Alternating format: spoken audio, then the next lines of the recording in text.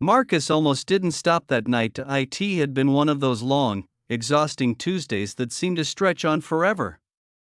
The kind where nothing goes right, the traffic feels heavier than usual, and your mind keeps replaying every mistake you made at work. He was tired, hungry, and ready to go home. But one small decision in a crowded diner parking lot would change his life in a way he never saw coming. Before we jump into the story, if you love powerful, real-life inspired stories about compassion and second chances, make sure you subscribe to Kindness Story Hub, hit the like button, and share your thoughts in the comments. Your support helps us bring more meaningful stories like this to your screen. Now, let's begin. Marcus was 34 years old, living in a small Ohio town where everybody waved at each other but rarely slowed down long enough to really connect. He worked as a warehouse supervisor, pulling long shifts to cover the bills after his father passed away 2 years earlier. His mom lived alone now, and Marcus did his best to check on her often. That Tuesday evening, he stopped at a small local diner off the highway. It wasn't fancy. Red vinyl booths, checkered floors, and the smell of fresh coffee that seemed permanently soaked into the walls. It was quiet, except for the soft hum of country music playing from an old jukebox in the corner. He slid into a booth near the window and ordered a cheeseburger and fries. As he waited, he noticed a woman sitting across the room with 2 small kids. The little boy looked about 7, and the girl maybe 4. Their clothes were clean but worn. The woman's hair was pulled back in a messy ponytail, and there were dark circles under her eyes. The kids were sharing one plate of pancakes. Marcus didn't mean to stare, but something about the scene tugged at him. The little girl carefully cut her pancake in half and pushed the bigger piece toward her brother. The woman smiled at them, but it was the kind of smile you wear when you're trying to be strong. A few minutes later, the waitress brought their check. The woman opened her purse and slowly counted crumpled bills and coins onto the table. Marcus saw her pause. She whispered something to the waitress, who nodded kindly but looked uncomfortable. The woman's face flushed red and Marcus felt something shift inside him. He didn't know her story. He didn't know what had brought her here. But he knew that look. He had seen it on his mom's face once, years ago, when money was tight and pride made it hard to ask for help. Before he could talk himself out of it, Marcus waved the waitress over. "Hey," he said quietly. "Add their bill to mine. Don't tell her who did it." The waitress blinked in surprise. "Are you sure?" He nodded.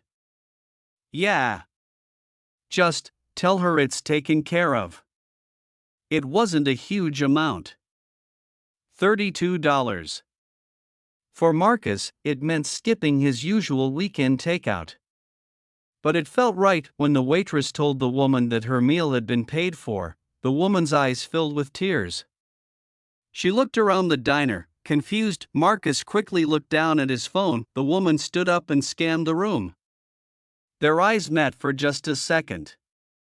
Marcus gave her a small nod and a gentle smile. She walked over to his booth. "Was it you?" she asked softly. Marcus shrugged. "It's no big deal." "It is to us," she said, her voice trembling. "You have no idea." He hesitated, then said, "I just figured everyone needs a little help sometimes." The little boy ran up beside her.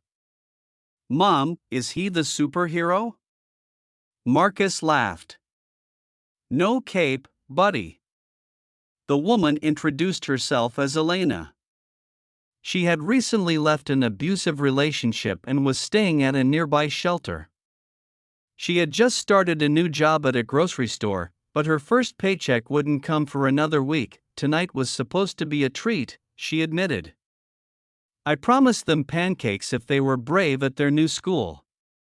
Marcus felt his throat tighten. They talked for a few minutes. Nothing dramatic. Just simple conversation. Then Marcus paid his bill, wished them well, and left. He didn't expect to see them again. A week later, Marcus's warehouse announced layoffs. Business had slowed down, and corporate decided to cut costs. Despite his years of loyalty, Marcus found himself holding a thin envelope and a handshake that felt empty. He drove home in silence, shock settling into his chest like a heavy stone. Unemployment wasn't just about money. It was about identity. About feeling like you mattered. For days, Marcus sent out applications and heard nothing back. His savings began to shrink. Sleep became harder to find. One afternoon, about 3 weeks after the diner, Marcus walked into a grocery store for milk and bread. As he stood in line, someone called his name. He turned around. It was Elena, but she looked different. Brighter. Her hair was neatly styled, and there was a calm strength in her posture. "Marcus," she said, smiling widely. "I was hoping I'd see you again." He smiled back. "Looks like things are going better." "They are," she said. "I got promoted to shift supervisor. It's not much, but it's steady." He congratulated her and started to move toward the exit. "Wait," she said. "Can we talk for a minute?"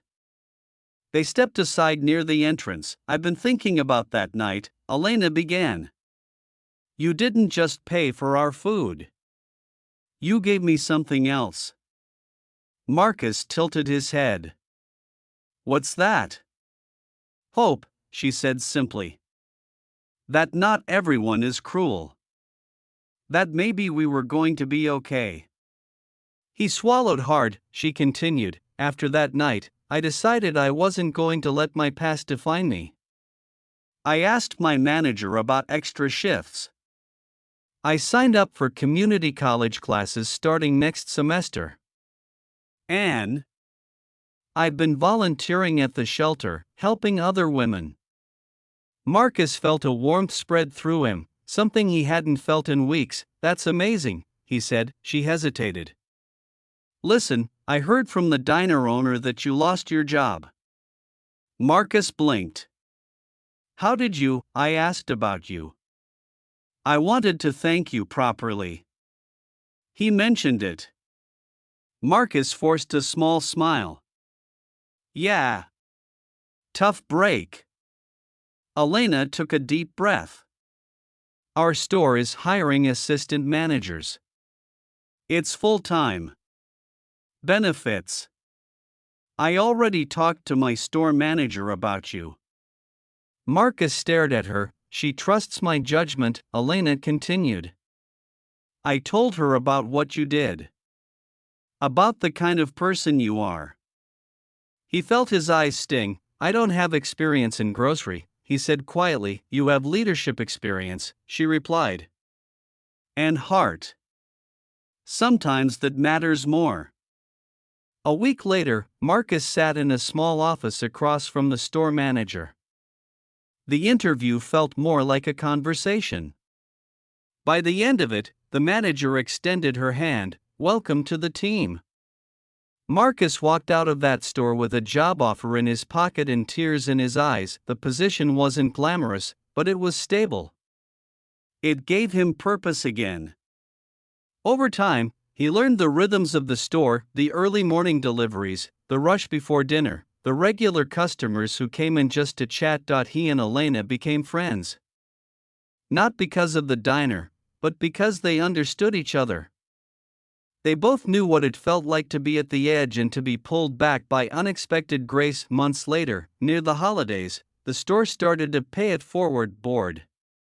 Customers could buy a small gift card and pin it to a corkboard near the entrance for anyone in need. It was Elena's idea. The board filled up faster than anyone expected. One evening, Marcus watched as a tired father hesitantly took a gift card from the board.